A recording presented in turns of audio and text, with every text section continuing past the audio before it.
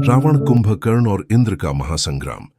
यह कहानी उस काल की है जब रावण, लंकाधिपति, अपनी असीमित शक्ति और प्रचंड अहंकार के चरम पर था।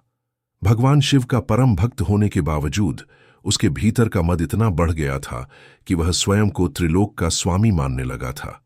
ब्रह्मा जी से प्राप्त वरदानों ने उसे देवों, गंधर्वों, यक्षों और राक्षसों के लिए अजेय बना दिया था, और इस अजेयता ने उसे और भी उद्दंड बना दिया।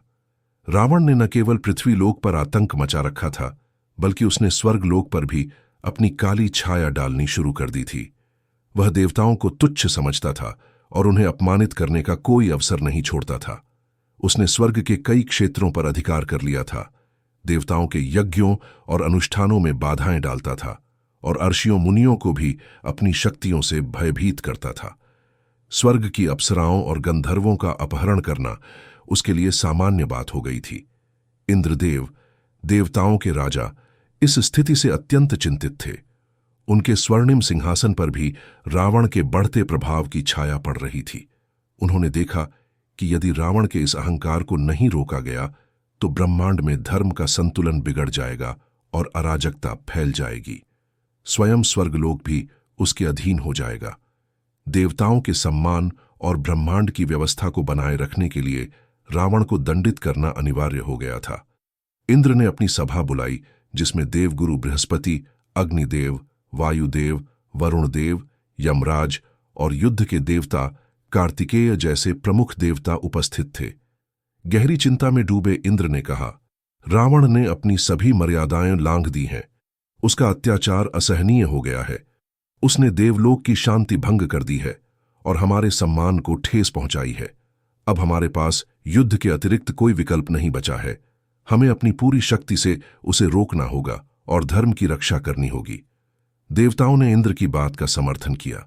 यह केवल लंकाधिपति रावण के विरुद्ध एक युद्ध नहीं था, बल्कि यह अहंकार, अधर्म और अत्याचार के विरुद्ध धर्म, न्याय और संतुलन की स्थापना के लिए एक महासंग्राम था। युद्ध की घोषणा हुई और दोनों ओर से सेनाएं संगठित होने लगीं। युद्ध का बिगुल बजा, जिसकी ध्वनि से तीनों लोग कांप उठे।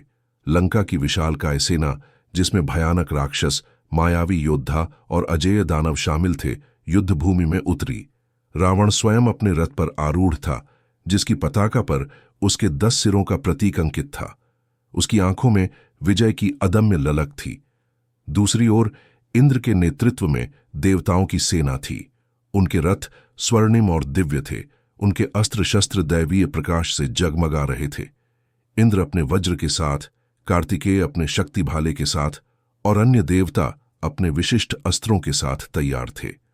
उनके साथ उनका प्रिय और शक्तिशाली हाथी ऐरावत भी था, जो बादलों के समान विशाल और बिजली के समान तेज था। जैसे ही दोनों सेनाएं आमने सामने आईं, युद्ध का कोलाहल आसमान को चीरने लगा। राक्षसों की भयानक गर्जनाएं और देवताओं के जय इंद्र के जयकारे गूंजने लगे। पहले ही प्रहार में युद्ध की भयावहता स्पष्ट हो गई। बाणों की अनवरत वर्षा हुई, तलवारें टकराईं। गदाओं के प्रहार से धरती थर्रा उठी। रक्त की नदियां बहने लगीं और युद्ध भूमि लाशों से पट गई।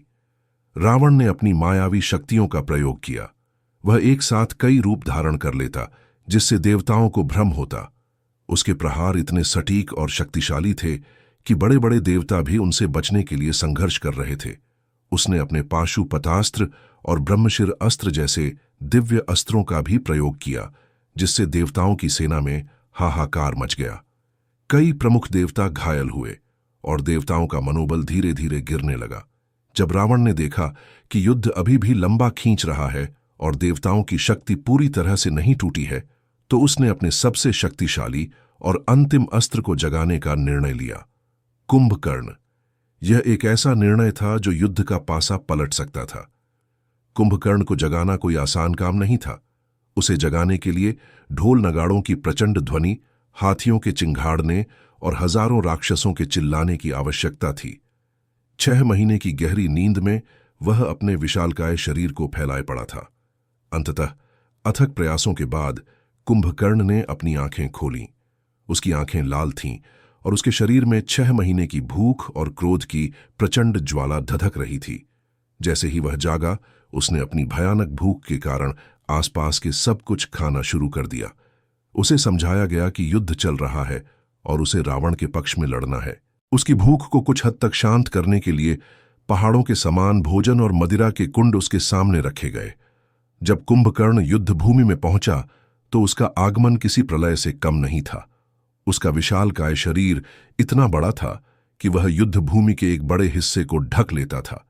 उसके एक एक कदम से धरती कांप उठती थी और उसकी गर्जना से देवताओं के हृदय दहल जाते थे। उसने अपने हाथों में बड़े बड़े वृक्षों को उखाड़ लिया और उन्हें गदा की तरह इस्तेमाल करने लगा। उसकी भयानक भूख ने उसे और भी क्रूर बना दिया था। वह देवताओं की सेना को चबाने लगा जैसे कोई बच्चा खिलौनों को चबाता है। देवताओं ने कुंभकर्ण के इस रौद्र रूप को पहले कभी नहीं देखा था। कई देवता भयभीत होकर भागने लगे। यमराज भी उसके सामने असहाय महसूस कर रहे थे। इंद्रदेव ने इस भयावह स्थिति को देखा। उन्हें पता था कि यदि कुंभकर्ण को नहीं रोका गया तो स्वर्गलोक का अस्तित्व खतरे में पड़ जाएगा। उन्होंने स्वयं अपने प्रिय वाहन ऐरावत पर आरूढ़ होकर कुंभकर्ण की ओर प्रस्थान किया। ऐरावत, जो स्वयं देवताओं का राजा हाथी था, अपनी दिव्य शक्ति और विशालकाय शरीर के साथ युद्ध के लिए तैयार था। इंद्र ने अपने वज्र से कुंभकर्ण पर लगातार प्रहार किए, लेकिन कुंभकर्ण अविचल रहा। वज्र के प्रहार उसके शरीर पर छोटे मोटे खरोंचों से ज्यादा कुछ नहीं कर पा रहे थे। ऐरावत भी पूरी शक्ति से कुंभकर्ण पर झपटा। उसने अपनी विशाल सूंड से कुंभकर्ण को जकड़ने की कोशिश की और अपने नुकीले दांतों से उसे भेदने का प्रयास किया। कुंभकर्ण ने एक भयानक दहाड़ लगाई। उसने अपनी वज्रसी मुट्ठी से ऐरावत पर एक भीषण प्रहार किया, जिससे ऐरावत डगमगा गया। इसी क्षण कुंभकर्ण ने अपनी असीमित शारीरिक शक्ति का प्रदर्शन किया। उसने ऐरावत के एक विशाल और मजबूत दांत को, जो उसके सिर से निकला हुआ था, अपनी नंगी हाथों से पकड़ लिया और एक झटके में उसे जड़ से उखाड़ दिया। यह दृश्य देवताओं के लिए किसी दुःस्वप्न से कम नहीं था। ऐरावत दर्द से चीख उठा। कुंभकर्ण के चेहरे पर एक भयावह विजय की मुस्कान थी। उसने उस दांत को अपने हाथ में उठाया, जो एक विशालकाय भाले के समान लग रहा था। उसने उसे एक अस्त्र की तरह घुमाया और पलक झपकते ही पूरी शक्ति से उस दांत को इंद्रदेव की छाती में घोंप दिया। दांत इंद्र के कवच को भेदता हुआ उनकी छाती में गहरा उतर गया। इंद्र को असहनीय पीड़ा हुई। उनकी आंखों के सामने अंधेरा छा गया और उनके शरीर से शक्ति क्षीण होने लगी। वज्र उनके हाथ से छूट गया। वे ऐरावत की पीठ पर अचेत होकर गिर पड़े। उनका मुकुट एक तरफ गिर गया। इंद्र के सारथी ने, जो इस भयानक दृश्य का साक्षी था, तुरंत प्रतिक्रिया दी। उसने घायल और अचेत इंद्र को ऐरावत की पीठ से उतारा और तेजी से उन्हें युद्धभूमि से बाहर निकाला। इंद्र के घायल होने की खबर बिजली की गति से देवताओं की सेना में फैल गई। देवताओं का मनोबल पूरी तरह से टूट गया था। उनके राजा, उनके सबसे शक्तिशाली योद्धा कुंभकर्ण के हाथों बुरी तरह घायल हो चुके थे। वे समझ गए कि कुंभकर्ण को इस समय रोकना असंभव है और उनके पास कोई और विकल्प नहीं बचा है। भय और निराशा के बादल छा गए। एक एक करके देवताओं की सेना पीछे हटने लगी। स्वर्गलोक की ओर उनका पलायन शुरू हो गया। रावण की सेना ने इस अवसर का लाभ उठाया और पीछे हटते हुए देवताओं पर और भी भीषण प्रहार किए। यह युद्ध रावण और कुंभकर्ण के लिए एक बड़ी और निर्णायक विजय थी। कुंभकर्ण ने अपनी अजेय शक्ति और अकल्पनीय क्रूरता का परिचय दिया था, जिसने देवताओं को भी अपनी सीमाओं का एहसास कराया। इस युद्ध के परिणाम स्वरूप देवताओं को लंका की सेना के सामने से पीछे हटना पड़ा और युद्ध अस्थायी रूप से समाप्त हो गया। रावण ने इस विजय को अपनी महानता का प्रमाण माना और स्वर्ग पर उसका आधिपत्य और बढ़ गया। यह जीत रावण के अहंकार को और भी बल देने वाली थी, लेकिन यह एक क्षणिक विजय थी। बाद में भगवान राम के हाथों कुंभकर्ण का वध हुआ और लंका का विनाश हुआ।